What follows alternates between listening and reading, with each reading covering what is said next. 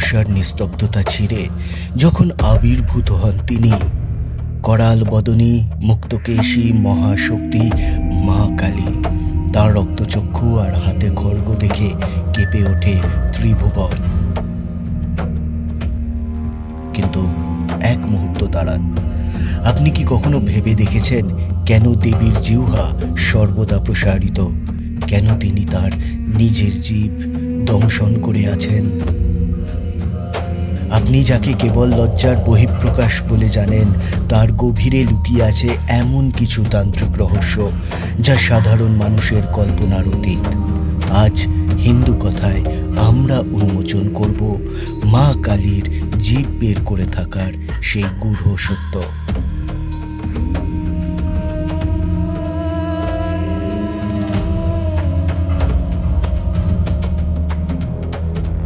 লোকগাথা বলে, রক্তবীজ বধের পর দেবীর প্রলয় নৃত্য থামানো যখন অসম্ভব হয়ে পড়েছিল, তখন সমগ্র সৃষ্টিকে বাঁচাতে স্বয়ং মহাদেব তাঁর পায়ের নিচে শুয়ে পড়েন।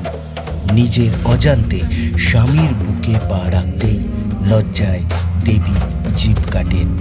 কিন্তু তন্ত্র কি শুধু এই সাধারণ ব্যাখ্যাতেই সীমাবদ্ধ? একেবারেই না। তন্ত্রের গভীরে প্রবেশ করলে আমরা পাই এক অদ্ভুত ব্যাখ্যা।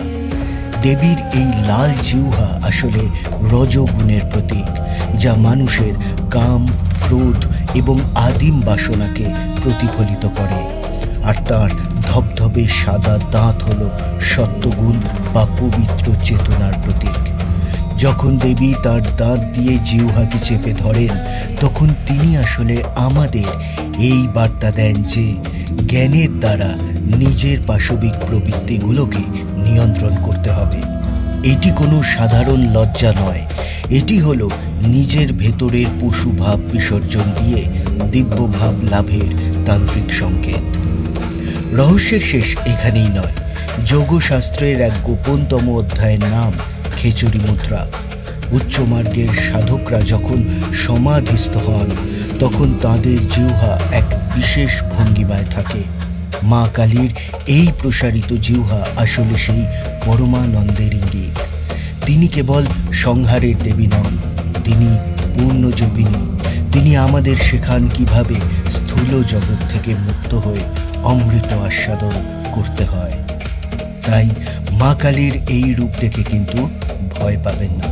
তার প্রসারিত জিহ্বা আসলে আমাদের অহংকার আর অজ্ঞানতাকে গ্রাস করার এক অভয় বাণী। তিনি কাল বা সময়ের ঊর্ধ্বে, তিনি আদি এবং তিনি অন্ত। আপনার অন্তরের কালিমা কি দেবী সংহার করতে পারবেন? আপনার কি মনে হয় মা কালীর এই তান্ত্রিক ব্যাখ্যা বর্তমান যুগে আমাদের সংযমের ঠিক কতটা শিক্ষা দেয়? কমেন্টে আপনার মতামত জানান। আর আজকের ভিডিও ভালো লাগলে লাইক করুন, শেয়ার করুন এবং নতুন হলে প্লিজ সাবস্ক্রাইব করুন আমাদের চ্যানেল হিন্দু কথা। ওম ভৈরবায় নমঃ।